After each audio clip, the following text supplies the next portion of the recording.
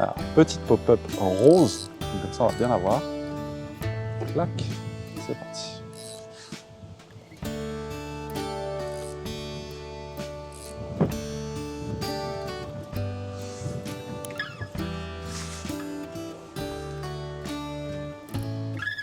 On peut pas la rater.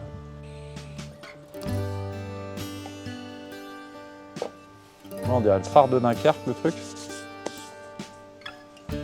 C'est beau, c'est magnifique. C'est magnifique de voir tous ces poissons refuser des trucs et accepter d'autres trucs. C'est complètement débile. Elles reviennent, elles reviennent, elles reviennent. Bon, là, il y en a une qui arrive. Elle se précipite, elle fouille, elle fouille, elle fouille, elle fouille, elle fouille, elle fouille. Il y en a une autre qui arrive. Elle pousse la pop-up avec le nez. Refus. Incroyable. Mais c'est dingue! En fait, on dirait que ça les effraie. Ils sont pas en confiance.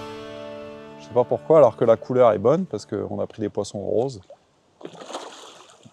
Et voilà, il suffit que je dise ça pour en prendre une. Bon. Dans l'euphorie, l'action était très très belle. Là, en fait, ce qui s'est passé, c'est qu'il y a eu une telle compétition alimentaire sur le fond. Là, il y a 6 carpes qui sont arrivées d'un coup, collées les unes aux autres. D'ailleurs, elles se poussent la tête pour être sûres d'être la première à aspirer des particules. Et là, comme il y avait un groupe qui est arrivé pour la première fois sur la place, bah, du coup, c'est le genre de présentation qui les a pas gênés. Alors que tout à l'heure, ça faisait déjà une demi-heure qu'elles étaient là en train de se rouler dans la farine, on va dire. Et elles prenaient, elles recrachaient, elles poussaient avec la tête. Et d'ailleurs, on a vu, enfin, j'ai vu, que quand il n'y en avait qu'une ou deux, qu'elles prenaient leur temps en fait pour fouiller, qu'il n'y avait pas de compétition alimentaire, elles arrivent sur le méthode, elles aspirent, elles voient la pop-up, elles la poussent, elles l'avalent, elles la crachent, elles s'en vont par peur. Et là, il y a ce troupeau là, de 5-6 qui sont arrivés. Et là, pour le coup, là, bah, comme elles étaient empilées, c'est la première qui est là qui mange. Ah, du coup, là, ça n'a pas posé de problème. Donc, truc de dingue. C'est vraiment un truc de dingue. Je trouve ça extraordinaire. Parce qu'on n'a pas toujours la chance de pouvoir pêcher dans des carpodromes aux eaux transparentes comme ici. Donc, ça permet de tester des trucs grandeur nature. C'est top. Voilà, j'ai perdu ma casquette avec le vent. Crac. C'est décoiffant en fait. Voilà.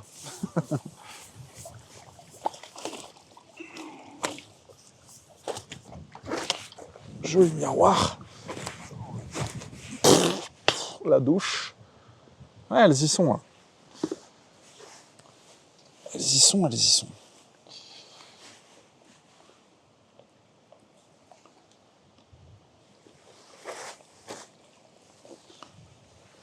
Donc ça reste des jolis poissons. Beau poisson, tout fuselé, bien gras du bide. Magnifique. Allez, on la remet.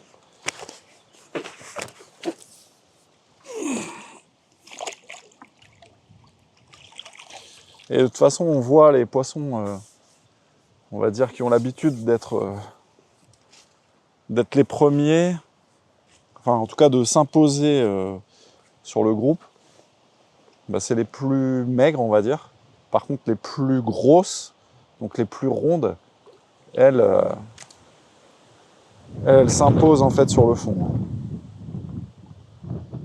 Donc maintenant, je vais changer.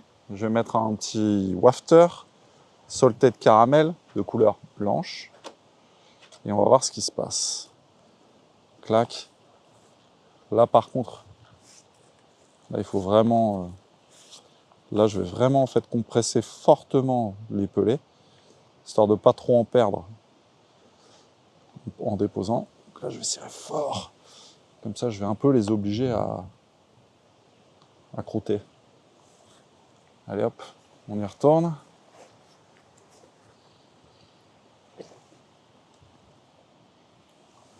Ouf, petite pause délicate.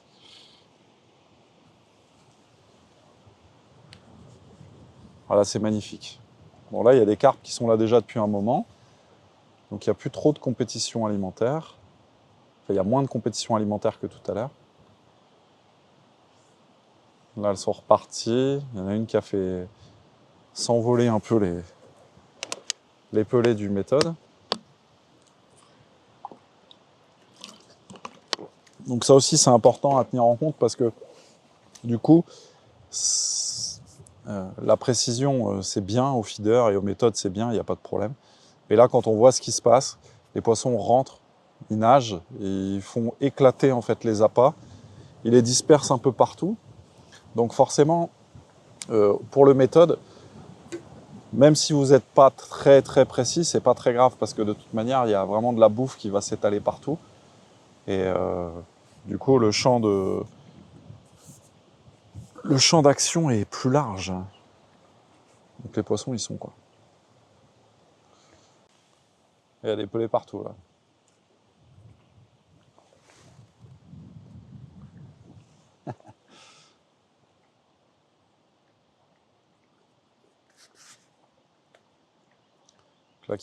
Là, il y en a qui arrivent en fait, franchement. La tête vers le bas. Et vas-y, que je te ponce le fond. Ah, là c'est sûr, là sur les cailloux, il n'y a plus rien. Il reste plus de miettes. Ça va vous aider aussi, vous, à comprendre en fait les choses. Et encore une fois, les couleurs assez tranchées dans les eaux transparentes ont fait vraiment la diff aujourd'hui.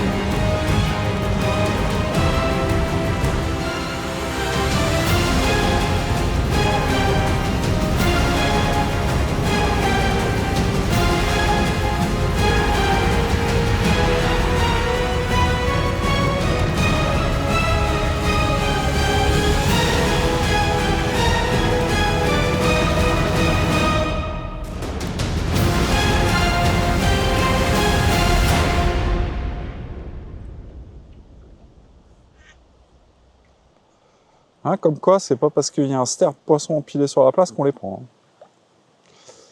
Ça donne à réfléchir quand même l'histoire. Ah là là là là là là là. Bon. Je fais de la merde. Ah oui, d'accord. Ça m'avait poussé jusque dans les branches. Bon, je vais essayer un jaune. Pour voir. Alors, jaune, Banofi. C'est parti, les asas, les amis. Hop. Là, elles sont en mode chamboule tout. Là. Crac. Et là, on arrive à bien comprendre aussi le phénomène de recul des poissons. Donc, les appâts sont à un endroit, enfin, le spot principal est à un endroit. Les poissons sont autour, derrière. Alors, à la canne, on arrive facilement à identifier ce phénomène. C'est vrai que je ne pensais pas qu'aux méthodes, il puisse y avoir exactement le même phénomène. Et bah si, c'est pareil en fait. Les poissons tournent autour. Il y en a en fait qui sont intéressés par les miettes et pas par le plat principal. C'est assez bizarre.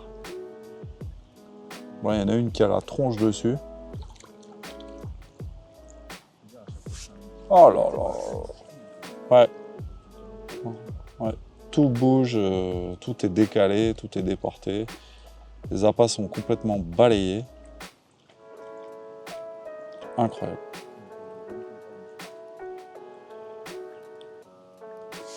Ah, ça y est. Oh, décroché.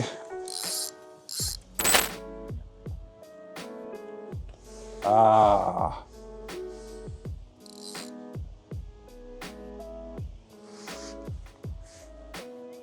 Ça, c'est du beau cinoche.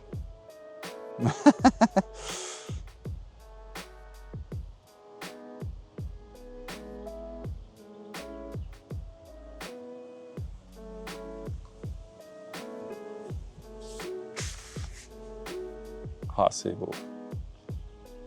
Ah, petit troupeau là. Tadam, tadam. Une toute petite saucisse qui arrive. Et c'est elle qui va remporter la mise. Et même pas. Et si. Jaune validé. Wafter validé. Débile. C'est débile. C'est débile. C'est débile. C'est débile. C'est débile.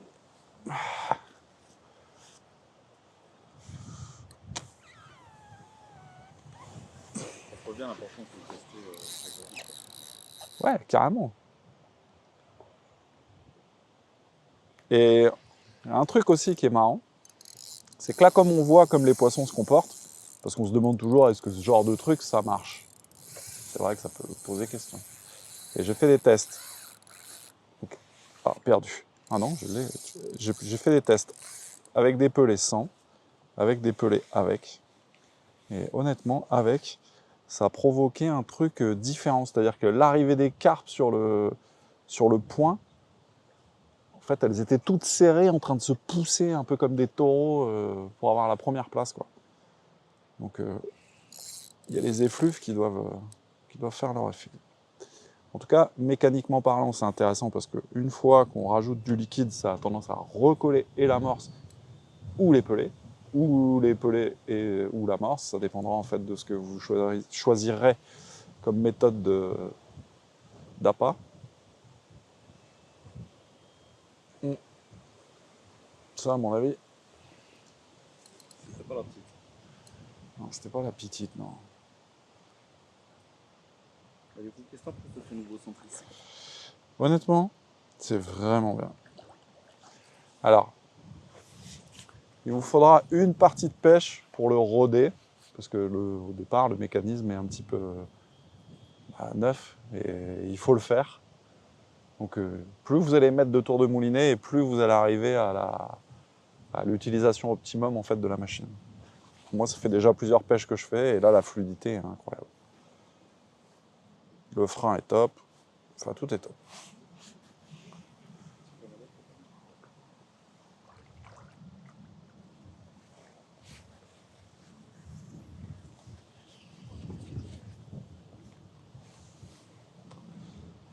Peut-être pris par en dessous. C'est possible.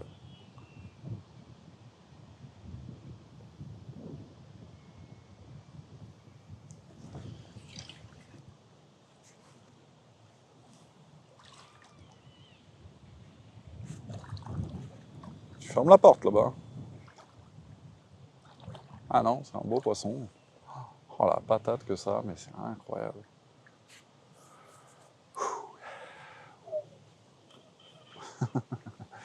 Non, si c'est bien. Honnêtement, c'est vrai qu'à la base, bon, je pêche pas au moulinet pour pêcher à 50 cm du bord, mais là, franchement, c'est beau. Ah ouais, ok, j'ai compris.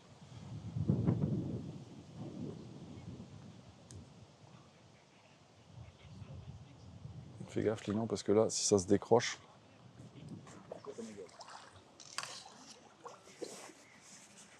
Je suis sûr que je mets l'épuisette dans l'eau, j'en prends une. Tous les roses, en fait, ont vraiment marché. Le blanc a vraiment marché. Pour Titi, le orange, c'est une dinguerie. Et là, il y a vraiment des couleurs dont elles veulent absolument pas. C'est dingue. C'est dingue. D'où l'importance d'avoir un choix assez conséquent de couleurs dans sa boîte, enfin, en tout cas avec vous au bord de l'eau. Et c'est pas en fait de la promotion commerciale ce que je fais. De toute façon, avoir plein de couleurs, c'est 3 boîtes. Ouais, 3 boîtes, de toute façon vous aurez le choix, mais il faut vraiment pas s'endormir.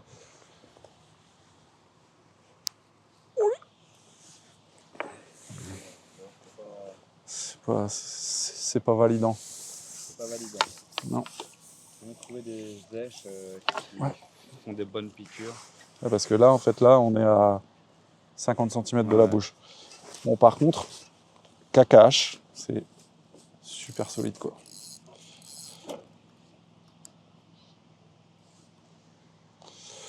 Donc le jaune, mix. Allez, on te remet à l'eau, ma petite beauté. C'est joli. Ouais, c'est beau. Allez. Oui. Oui. Allez, reprends un peu ton souffle.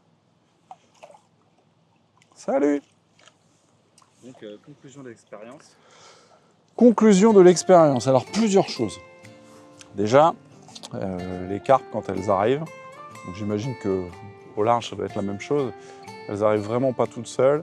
Il y a une vraie compétition alimentaire qui s'installe, sauf pour les tout premiers poissons ou les derniers poissons, qui sont posés tranquillement et qui ont le temps de sucer le substrat, les cailloux, machin. À partir du moment où il y a des poissons qui arrivent, souvent, ils arrivent groupés. Là, toute la journée, ça a été comme ça. Ils arrivent par 4 ou par 6, par 5, j'ai envie de dire. Ils ne savent pas compter, je pense, mais bon, voilà. Et une fois qu'il y a un troupeau qui arrive, donc le groupe qui arrive, là, elles arrivent vraiment collées. Une fois qu'elles ont senti la bouffe, elles arrivent vraiment collées. Elles se poussent la tête, un peu comme dans une mêlée au rugby, pour vraiment, en fait, pousser le voisin en disant « Non, ce pelé, il est à moi ». Et là, quand c'est comme ça, je pense qu'on peut leur mettre n'importe quoi, elles prennent. Par contre, sur les poissons qui sont là depuis un moment, les poissons qui traînent et qui viennent après ramasser la table, eux sont beaucoup plus sélectifs. Et ce qui est fou, d'ailleurs, c'est que la présentation de lèche est hyper importante. Là, par exemple, j'ai pas essayé un wafter sur une bague pour voir en fait si la présentation latérale est meilleure que la présentation horizontale comme moi j'aime à faire. Mais c'est sûr que pour optimiser le nombre de touches, il faut vraiment jouer et avec les couleurs, et avec les diamètres, et avec les parfums, et avec la présentation. Donc soit de piquer avec une baïonnette, soit de pris en fait par une bague.